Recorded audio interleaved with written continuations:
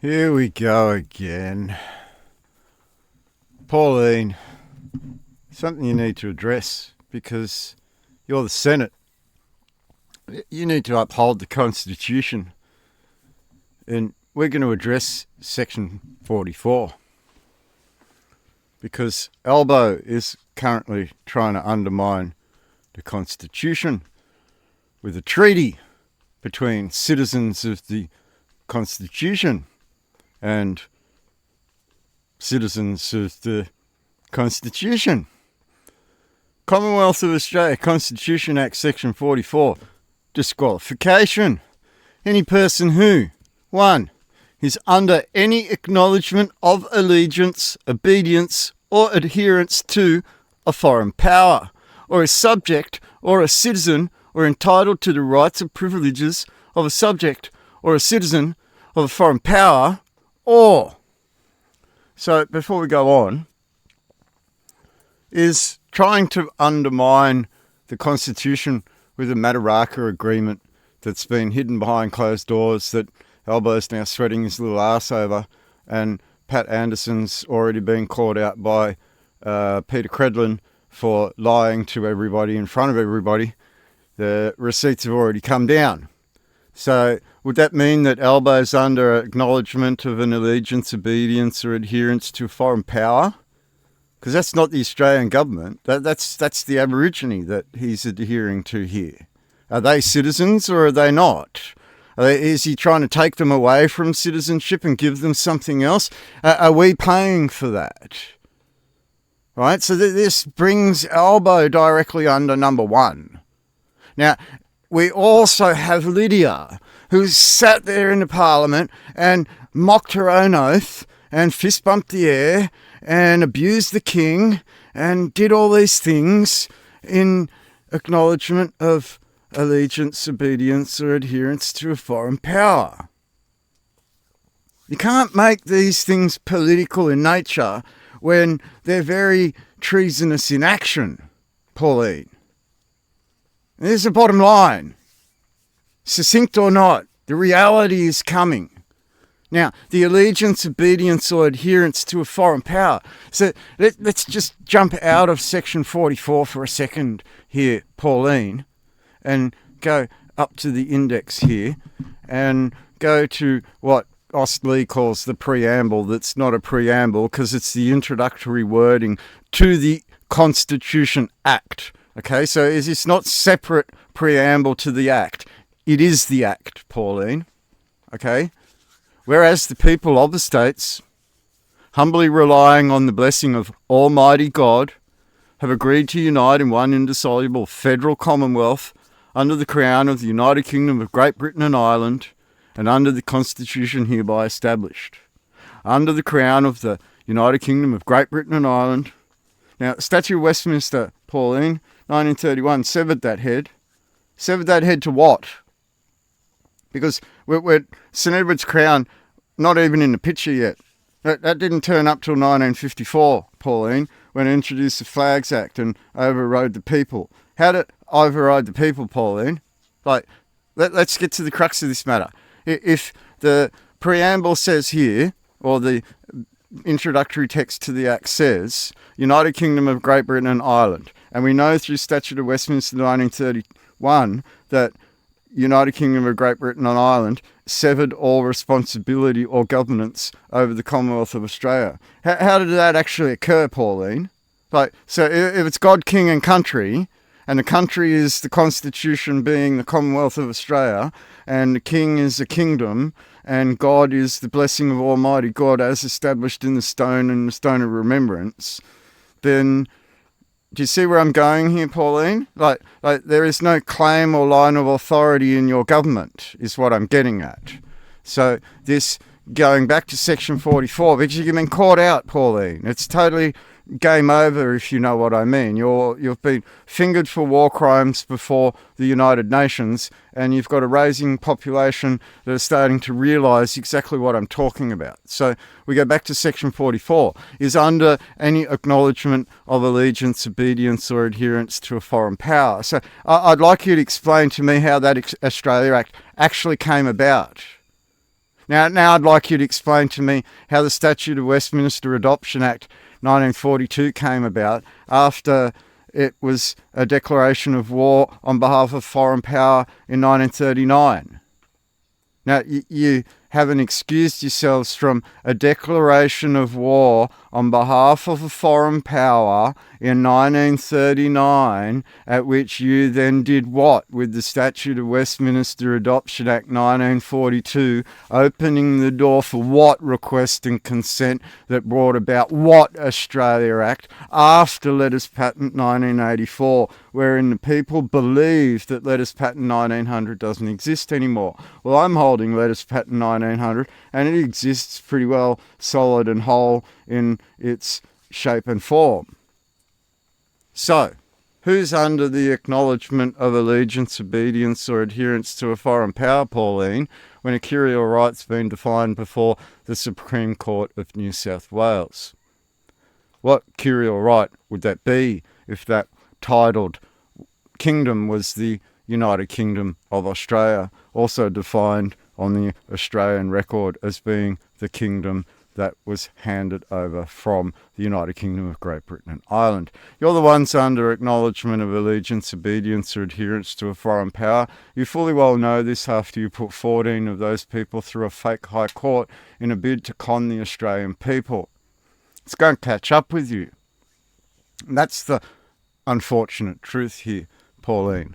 So I'm addressing you very specifically because you're the one that said they would, or we assumed would go and speak on our behalf, but fails to. So, number 2, is attainted of treason or has been convicted or is under sentence or subject to be sentenced for any offence punishable under the law of the Commonwealth or a state by imprisonment for 1 year or longer, or. So we could go to section 80 of the Criminal Code 1995, Pauline, and look at what Albo's just done with the Mataranka Agreement, and I could say that whatever Albo's doing with the Uluru Statement is an act of treason, an act of treachery, an act of attainted treason against the Constitution. We're not talking about the Crown here, we're talking about the Constitution itself.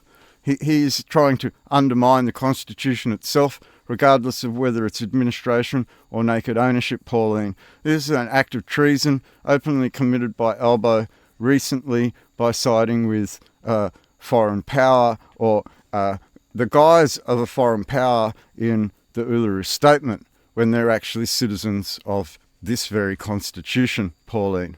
So we get 1 and 2 very suspect that Albo is actually guilty of 1 and 2, and Lydia Thorpe is definitely guilty of 1 and 2. We openly saw that mockery as she declared war and against the very Constitution. Now, King via Casement 1917, Pauline, very, very specific on this, because a man tried to do this and was convicted of treason 1917.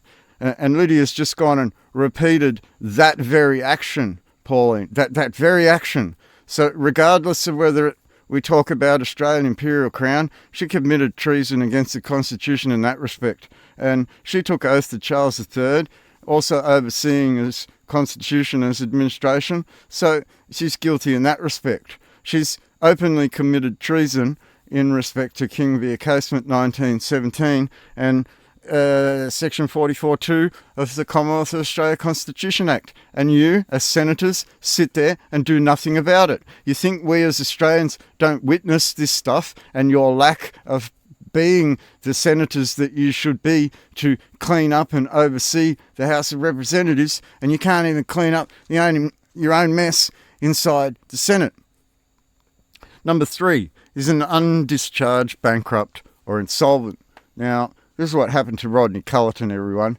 Rodney Culleton fucked over his next-door neighbour, and his next-door neighbour sued him, and he ended up being discharged as a bankrupt because of court actions in relation to his neighbour filing against him and getting costs back as well as the damages in the claim. So Rodney Culleton's own fault for doing all of that. He tried to manipulate it all so you would think it was political. No, it wasn't. it had something to do with him in a business deal, a failed business deal. Go and look at all of his court records and you'll find out. So it doesn't really apply here, but it did apply to Rodney Culleton. Section 44(4) holds any office of profit under the Crown or any pension payable during the pleasure of the Crown out of the revenues of the Commonwealth. Holds any office of profit under the Crown. Disqualification. Holds any office of profit under the Crown. Disqualification. My question there is, what's profit a prondra if you're giving these people the right to forest land? Pauline, that would mean that these corporations that they hold and run would be some sort of office under profit a prondra under the Crown, and that any pension payable during the pleasure of the Crown out of revenues of the Commonwealth. Are they getting profit from the Commonwealth for foresting the Commonwealth's land? That's profit a prondra, Pauline. These are things that you really need to get your head around, that we're starting to raise questions about our Crown and how you've kept this house over the last 50 years and the war crimes and the criminal offences that you and your parties have committed over the last 50 years. Pauline, you can't excuse yourself here. You've been inept at going into that parliament and asking questions of a pertinent nature that are relative to the very sovereignty of the people that live on this land itself. Okay? Regardless of whether they're Aborigine or white Australia. Section 44(5) has any direct or indirect pecuniary interest in any agreement with the public service of the Commonwealth otherwise than as a member and in common with the other members of an incorporated company consisting of more than 25 persons. You mean like the Voice? You mean like Uluru Statement from the Heart Corporation, org, with their website of $1 million flashies with more than 25 person members trying to undermine the Constitution? Shouldn't they be disqualified? Shouldn't that mean that Albo should be disqualified for siding with the Voice? Shouldn't that mean that any politician that is now sitting in that parliament siding with the Uluru Statement has committed a crime against several sections of Section 44?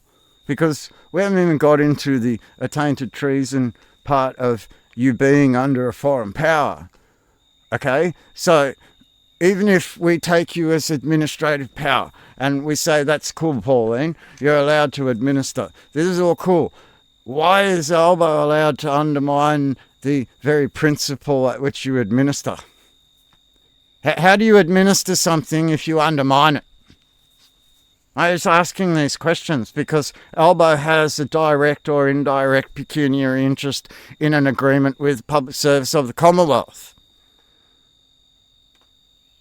Right? And he has an interest in an incorporated company consisting of more than 25 persons called the Uluru Statement. Statement from the heart. The heart of what? Stab you in the heart. I'm going to stab you in the front, Pauline, because you're too inept to ask questions. Albo's a guilty man.